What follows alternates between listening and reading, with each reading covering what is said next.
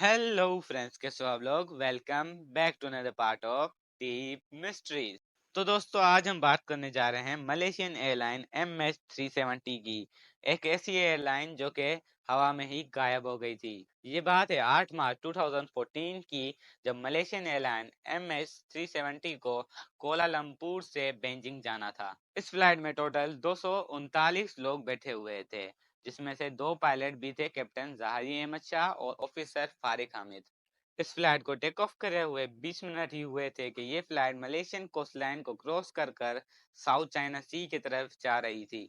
कुछ देर बाद जब ये फ्लाइट मलेशियन एयरलाइन के एरिया को ऑलमोस्ट क्रॉस कर चुकी थी, तो उस वक्त last time captain Jahari Ahmad की ट्रैफिक कंट्रोल से बात होती है। और ये आखिरी बार था जब कैप्टन जहारी अहमद ने ट्रैफिक कंट्रोल को जवाब दिया था, जिसके थोड़ी ही देर बाद ये एरोप्लेन रडार से गायब हो जाता है। इस प्लेन से कम्युनिकेशन करने की भी कोशिश की जाती है, लेकिन कोई रिस्पांस नहीं आता। ऑलमोस्ट 4 घंटे बाद जब इस फ्लाइट को लैंड कर जाना चाहिए था, लेकिन क्योंकि ये फ्लाइट लैंड नहीं हुई थी, इस वजह से सर्च ऑपरेशन को शुरू कर दिया गया। लेकिन साउथ चाइना सी से लेकर नियर एशिया तक सर्च ऑपरेशन जारी रखने के बाद आज तक इस फ्लाइट को ढूंढा नहीं जा सका। अब यहाँ पर कुछ सवाल आते हैं, जैसा कि ये फ्लाइट साउथ चाइना सी से लेकर ऑस्ट्रेलिया की तरफ कैसे जा रही थी। तो इस पर कुछ थ्योरीज बनाई गई हैं, जैसा कि मे भी इस प्लेन को हाईजैक कर दिया गया था।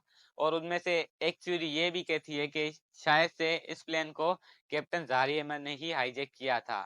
ये बात इस बेसिस पे कही जाती है क्योंकि कैप्टन जहारी अहमद के घर से एक प्लेन सिमुलेटर में वो इसी रूट में कहीं पर जा रहे थे, लेकिन वो सिर्फ और सिर्फ एक गेम के ही अंदर था। इस वजह से कोई भी एविडेंस ना होने की वजह से इस थ्योरी को डिनाई कर दिया गया। अब जो थ्योरी यहाँ पर सबसे ज्यादा फिट होती है, वो थ्योरी ये कहती है कि शायद से ऑक्सीजन की कमी की वजह से पायलट्स ने फैसला किया कि इस फ्लाइट को यू टर्न कर वापस मलेशिया में लैंड किया जाए। लेकिन क्योंकि ऑक्सीजन खत्म हो गया था, इस वजह से इस प्लेन में बैठे हुए सारे के सारे लोग बेहोश हो गए। और फिर प्लेन ऑटो पायलट मोड पर चला गया। और फिर इस प्लेन में जब तक फ्यूल रहा, ये प्लेन चलता रहा और फिर पानी में क्रैश हो गया। यहाँ तक कि मेडागास्कर के कुछ आइलैंड पर इस प्लेन के कुछ टुकड़े भी पाए जाते हैं, जो कि फ्लोट होकर इस आइलैंड पर आ जाते हैं। लेकिन अभी तक इस प्लेन को पूरी तरीके से ढूंढा नहीं जा सका। तो इस थ्योरी के बारे में आपकी क्या राय है, हमें कमेंट सेक्शन में जरूर बताना।